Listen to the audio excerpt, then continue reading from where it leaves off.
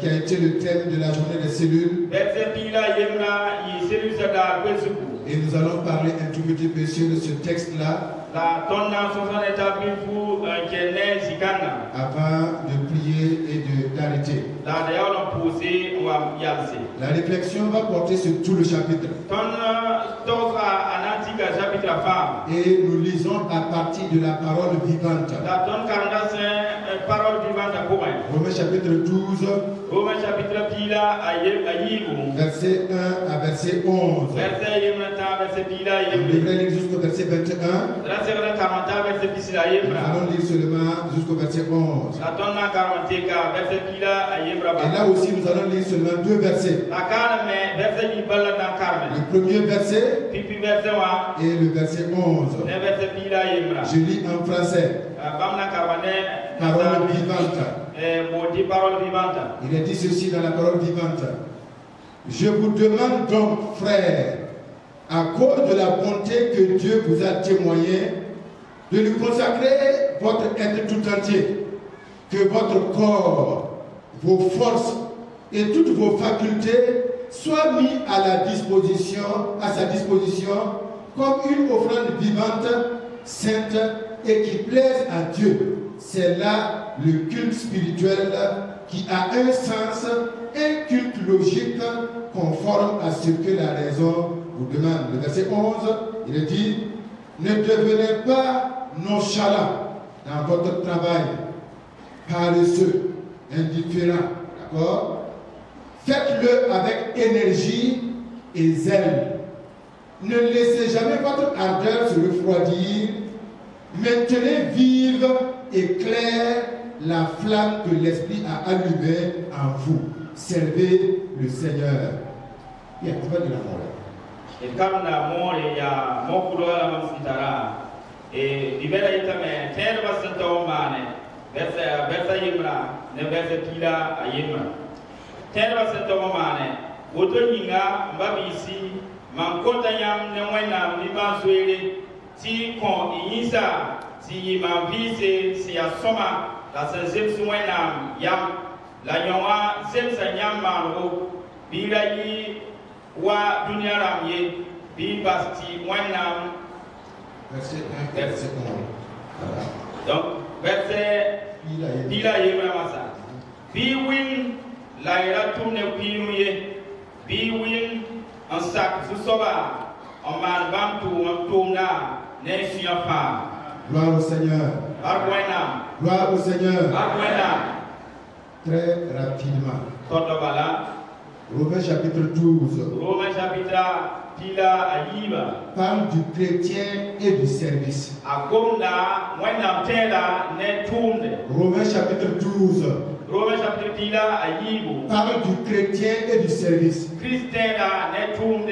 Donc la première partie. Et Pipi Bouga. Romains chapitre 12, verset 1 à 3. Romains chapitre Pila Ayiberta Ayebita Tabo. Parle du croyant vis-à-vis de lui-même. Agonda, Christella, c'est qui est le croyant vis-à-vis de lui-même. Et voilà les informations que nous tirons de ces 3 premiers versets. Premièrement, une invitation est lancée. Une invitation est lancée. L'apôtre Paul dit, je vous exhorte, je vous demande, je vous supplie, frères et sœurs, l'apôtre n'oblige personne. Et Dieu n'oblige personne. C'est pourquoi par la bouche de son serviteur Paul, il donne une invitation très polie. C'est comme si Dieu se met à genoux devant toi et te parle, attendant de toi une réaction. Le thème de la journée de la cellule. Ayez du zèle et non de la paresse. Ayez du zèle et non de la paresse. Et c'est Dieu qui lance cette invitation. Le service de Dieu est volontaire. Aller à la cellule est volontaire. Venir à l'église est volontaire. Lire la parole de Dieu est volontaire. Prier est volontaire. Mais parce que Dieu sait que cette volonté n'est pas toujours présente, Dieu lui-même se fait le devoir. Parce qu'il t'aime et puis qu'il m'aime. De te demander et de me demander de faire cela. C'est pourquoi il dit: écoute mon frère, écoute ma soeur. C'est le Saint-Esprit qui te dit cela. Je te demande de donner ton corps comme un sacrifice vivant. Frères et sœurs, dans cette partie, on ne nous demande pas le temps. On ne demande pas nos biens. On ne demande pas tout ce que nous avons autour de nous. On nous invite à faire quoi? On nous invite à offrir nos corps. Dieu t'invite ce matin. Dieu m'invite ce matin à donner notre corps comme un sacrifice vivant. Quelques remarques sur cela. Dieu ne s'intéresse pas à ce que nous avons. Dieu ne s'intéresse pas ici à nos talents. Dieu ne s'intéresse pas ici, comme je l'ai dit, à notre temps. Le seul don qui peut satisfaire Dieu ici, et ce qu'il attend de toi et de moi, c'est le corps. Le seul don qui peut satisfaire le Créateur, c'est le corps de sa créature. Pourquoi? 1 Corinthiens chapitre 3, verset 16. Ne savez-vous pas que vous constituez, c'est la parole vivante, que vous constituez tous ensemble et chacun pour sa part le temple de Dieu et que son esprit habite en vous? Ne savez-vous pas que vous êtes le temple du Saint-Esprit? Vous êtes le temple du Saint-Esprit. Voilà pourquoi Dieu demande votre corps. Chapitre 6, verset 19 à 20. Là aussi, nous sommes appelés et rappelés que notre corps appartient à Dieu. Il n'est pas à nous. Et que nous ne pouvons pas faire ce que nous voulons avec notre corps. Et nous avons besoin de remettre ce corps-là à Dieu. 2 Corinthiens 2, chapitre 8, verset 5. Il est dit cela: leurs dons ont dépassé tout ce que nous aurions pu espérer. Pourquoi on parle de cette manière? On donne la raison. Ils se sont tout d'abord consacrés eux-mêmes au Seigneur. Et ensuite, conformément à la volonté de Dieu, ils se sont mis à la disposition de Dieu.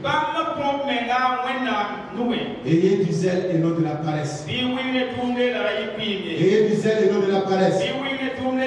Ils se sont donnés eux-mêmes d'abord. Et parce qu'ils se sont donnés eux-mêmes, on dit qu'ils ont donné plus que les autres.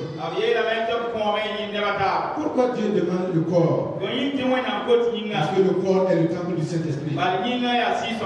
Mais quel corps Dieu demande-t-il? Un corps vivant. Un corps vivant. Un corps vivant. Un corps vivant. C'est très important. Un corps mort est facile. Parce que quand nous sommes morts, nous n'avons plus de responsabilité. Mais nous sommes morts et ce n'est plus nous qui vivons. C'est Christ qui vit en nous. Donc c'est ce corps vivant que Christ nous a donné là, que Dieu nous demande de donner. Difficile maintenant. Parce que quand le corps est vivant, c'est pas toujours facile. frères et sœurs, ba mi ko la ba mi apa il demande que tu lui donnes le corps vivant a ko ko nyibira qui est ce que Christ a mis en toi. c'est ya Christ ni ko pour moi Christ a fait pour toi. a Christ ma na ko Et Christ a fait en toi. la Christ ma na ko pour Et normalement, ce corps vivant la ben nyinga na so biwa doit être un corps séparé du péché. certainement nyinga so wele to le ni yelwena Un corps mis à part pour Dieu, nying so wele to wena nyinga à la gloire de Dieu. wena biro wo nyinga Ayez du zèle bi wingne tumne et non de la paresse. la ray pimye Si normalement c'est le corps de Christ qui est en nous, saya ti Christ nyinga beton pour si c'est la vie de Christ qui est en nous, saya Christ bi ma beton pour ce corps, cette vie-là n'est pas une vie paresseuse. bi kan aka ku bimye C'est une vie qui va honorer Dieu. ya bim sana wo wena mi Une vie qui va témoigner de Dieu. bim sana ko wena kaseto Une vie qui va laisser voir Dieu. bim sana basti wena nya tonda pour wena Une vie qui va participer à la vie de l'Église. bim sana kienza do wendo watu mpoe Une vie qui va participer à la vie des cellules. bim sana kienza do cellule za bim poe Donc la première partie, bibiwa verset 1 à 3, desa yebra ta nous invite à, c'est le croyant vis-à-vis de lui-même. ya Christian da sikene Il yemenga parle de nous, akom na ne de ton notre corps, ton nyinga de notre responsabilité ton se serama par rapport à Dieu. ne moina Le croyant ne sera plus comme le monde veut si son corps appartient à Christ. Christian akana yi wa dunia senda ta saya ta nyinga ya Christ Il soye sera rendu capable d'honorer Dieu. amna ko la to o ta to wo wena Il sera vu comme Dieu le voit. amna nyena la wo wena senye Il ta parlera comme Dieu parle. amna ko wo wena sogomna Il agira comme Dieu agit. ana mana wena semana C'est pourquoi il est dit ya re titube de ne pas avoir une autre opinion de nous-mêmes. tinyam danye nyamena wa tiyini asia Parce que si nous voyons comme Dieu nous voit, et si nous pensons comme Dieu pense, et si ce corps est à la gloire de Dieu, ce corps va glorifier Dieu et non nous. Deuxièmement, le croyant et le service chrétien. Chapitre 4, 12, verset 4 à 21. Chapitre Pila Ayi Versa De verset 4 à verset 8. On nous donne les outils pour le service. Romains chapitre 12, verset 4 à 8. On nous donne les outils pour le service. La prophétie, le diaconat. Quand on dit diaconat, ça fait partie de tout ce qu'on peut faire comme activité entrant dans le cadre de servir Dieu. Le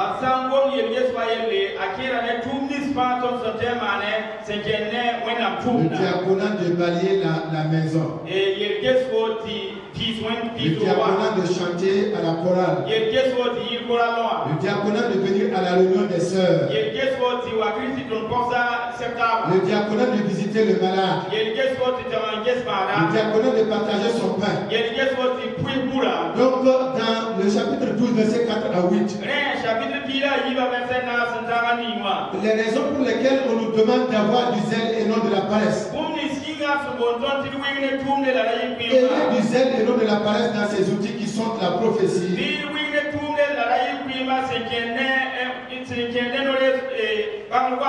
le diaconat, l'enseignement, l'exhortation, la libéralité, la présidence, la miséricorde. Frères et sœurs, ayons du zèle dans ces activités. Si nous voulons éclater ces activités, nous allons retrouver tout ce que l'Église entreprend. Et nous avons dit ici, je crois le 5 mars,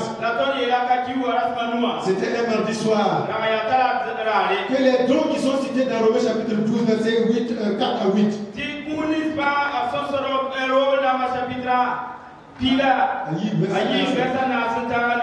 ce sont des dons de motivation. Que nous puissions nous motiver les uns les autres à servir le Seigneur. La caractéristique ou bien les caractéristiques du service chrétien. Le service que nous devons rendre. Qu'est-ce qui doit caractériser ce service-là? Nous devons servir avec amour. Aimer sincèrement. Donc un amour sincère doit caractériser le service. Avoir le mal en horreur, nous éloigner du mal doit caractériser notre service. Vous attachez fortement au bien doit caractériser notre service. Cultiver la louange et la prière doit caractériser notre service.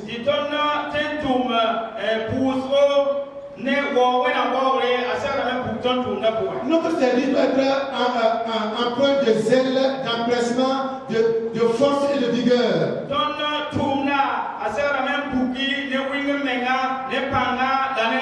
Le pasteur Wilson a éclaté cela vendredi soir pour nous ici. Dans notre service, subvenir aux besoins de tous les saints doit caractériser notre service.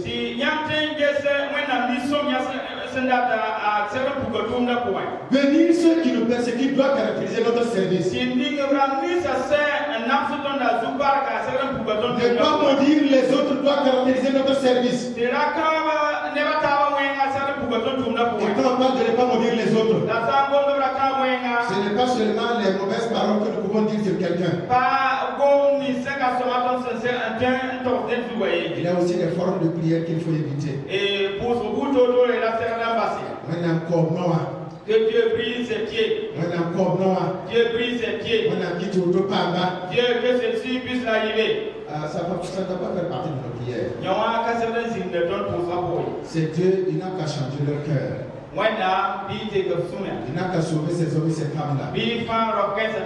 La transformation qui a eu lieu dans notre vie à partir du verset jusqu'au verset 3 là. C'est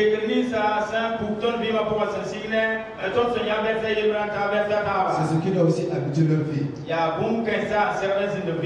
Notre service doit être un service qui gagne nos ennemis.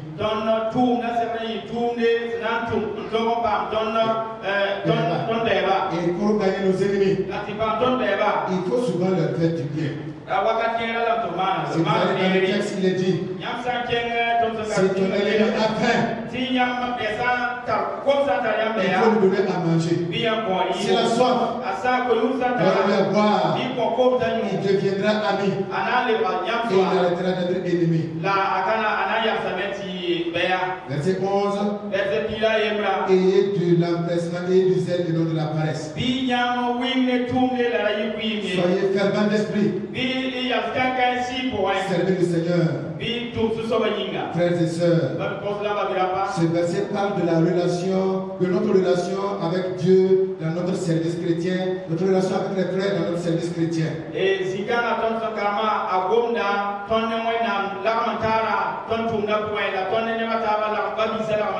Quelqu'un a dit, si quelque chose mérite d'être fait, cette chose mérite d'être bien faite. C'est pourquoi Dieu nous appelle aujourd'hui à ne pas colorer nos relations avec de la nonchalance.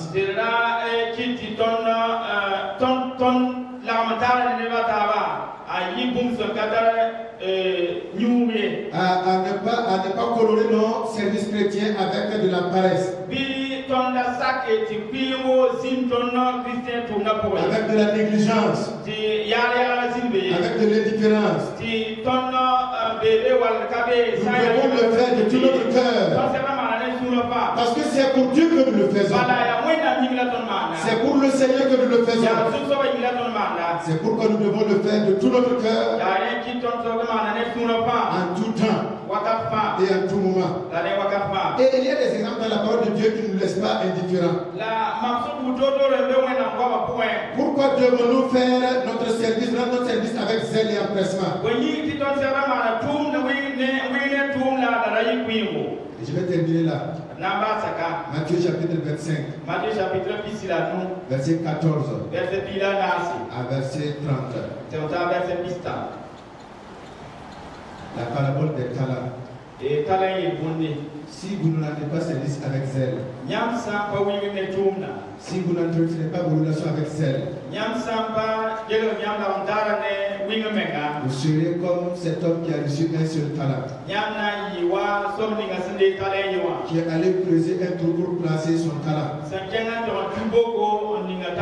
et qui est venu le mettre le seul talent qu'il a reçu au Seigneur. Le temps va arriver et Dieu va retirer tout ce que vous avez pour donner à ceux qui ont plus. Parce que vous ne servez pas avec zèle. Parce que vous ne servez pas avec empressement. Matthieu chapitre 25, verset 31 à 46. Il y a le récit des boucs et des brebis. Si vous ne servez pas avec zèle,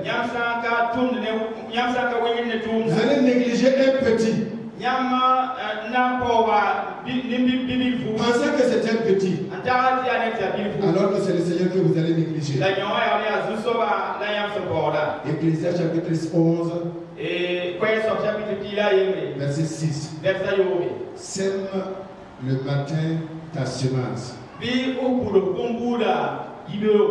le soir ne laisse pas reposer ta main. Car tu ne sais point ce qui réussira.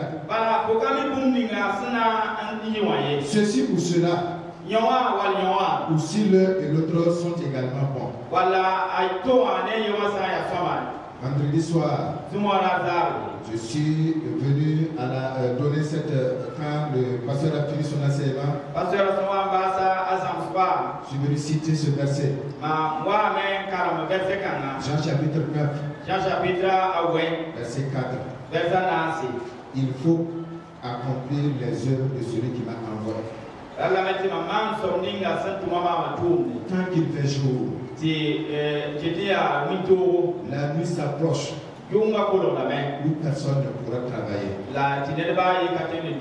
Frères et sœurs, aujourd'hui, c'est le jour pour toi. Je ne sais pas quand est-ce que la nuit va tomber. Ce que je sais, la parole de Dieu nous enseigne que la nuit vient où personne ne peut travailler. Je veux m'excuser pour ce que je vais dire,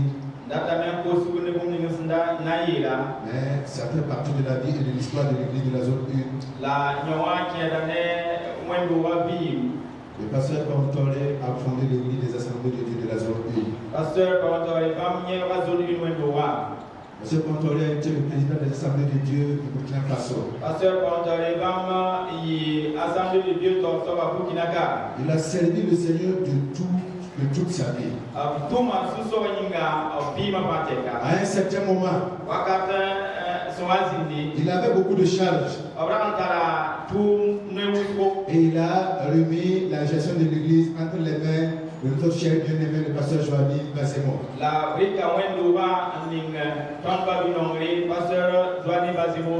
Et vous savez très bien qui était le pasteur Joanie Bazemo. Il a servi le Seigneur avec toute sa force. Il a servi le Seigneur comme jamais personne ne sert le Seigneur. Et vous savez très bien, le dimanche avant son départ, il était là en train de parler et demandant si demain il devait se retrouver devant le Seigneur et que Dieu lui pose des questions par rapport au service, qu'est-ce qu'il pourrait dire? Il n'est pas revenu le dimanche suivant. Il est allé se reposer avec le Seigneur. Ayez du zèle et non de la paresse. Ayez du zèle et non de la paresse. Ce Pantolé a pris sa retraite. Il a quitté même le bureau national. Il a continué à servir le Seigneur. Et comme il a donné l'église à gérer, il n'est plus venu ici. Il est allé commencer une œuvre à Saba. Et un dimanche, Il s'est levé, il a parlé de l'œuvre de Dieu. À Tchentenga, où se trouve le pasteur Antoine. Il a parlé du service chrétien. Et il est rentré chez lui. Et il n'a plus l'occasion de repartir à l'église. Il a plu à Dieu de l'appeler pour le compte rendu. Ayez du zèle et non de la paresse. Il faut que je fasse l'œuvre de celui qui m'a envoyé pendant qu'il fait chaud. La nuit vient où personne ne peut travailler. Aujourd'hui c'est ton jour. Aujourd'hui c'est ton jour. Aujourd'hui c'est mon jour. Je ne sais pas quand est-ce viendra ma nuit. Je ne sais pas quand est-ce viendra ta nuit. Allons à la cellule. Venons à l'église. Lisons la parole de Dieu. Aimons-nous les uns les autres. Pardonnons-nous les uns les autres. Encourageons-nous les uns les autres. Pendant que nous avons l'occasion. Parce que la nuit vient où personne ne pourra travailler. Et du zèle et non de la paresse. Que Dieu vous bénisse. Au nom de Jésus.